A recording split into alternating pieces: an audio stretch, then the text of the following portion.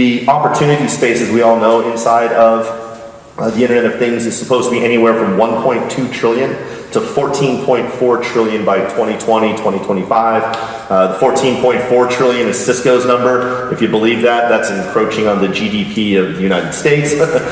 Please God be true. But even if it's half that, market size, we're really into something that is the largest business opportunity, even bigger than the internet and mobile waves combined.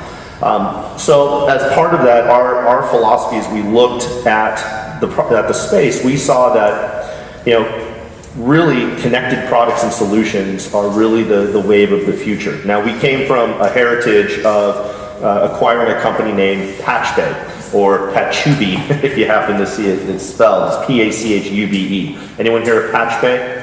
Great. Usman Haq, awesome guy, started that as part of an open data approach. You get to put your devices on, share your data with the world. Awesome approach. LogMeIn 3 years ago saw the vision and the opportunity with the Internet of Things, purchased Patchbay, integrated it into our platform, which is known as Gravity. It powers all of our product lines.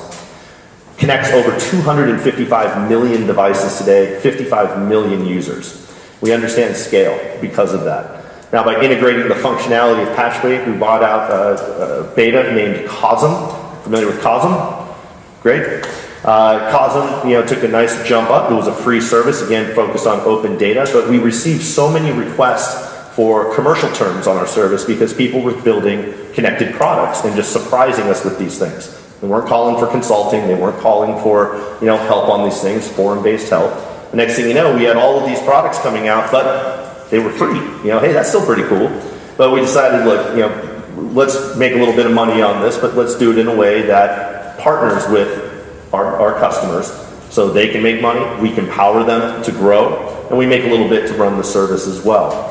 So we took all of the requirements necessary to streamline taking something from prototype to production and scaling that from 1 to 1 billion objects, and we released Xively, the public cloud for IoT, just last Tuesday.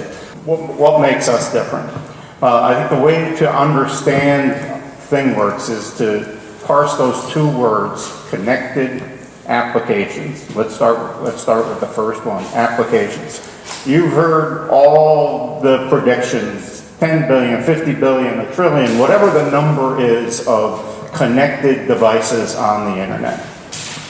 The reality is that none of those devices is going to be connected unless there is an application that allows you to extract the value of connecting that device. Otherwise, there's absolutely no point in doing it.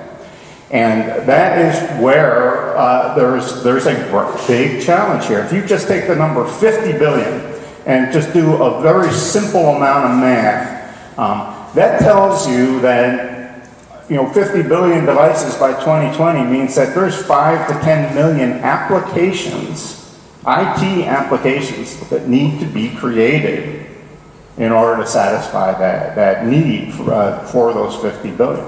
And if you look at traditional IT development cycles today, and I'm not talking iPhone apps here, I'm talking business applications, we're talking 12 to 18 month development cycles. It just doesn't scale.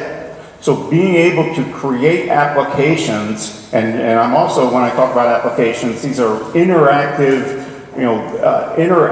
functionality. It's not just about creating dashboards and kind of looking in that rear view mirror of a dashboard of what's been going on or maybe what's going on right now. But also someone needs to take that steering wheel and be able to interact with these systems and affect changes. So that's what we mean when we talk about applications.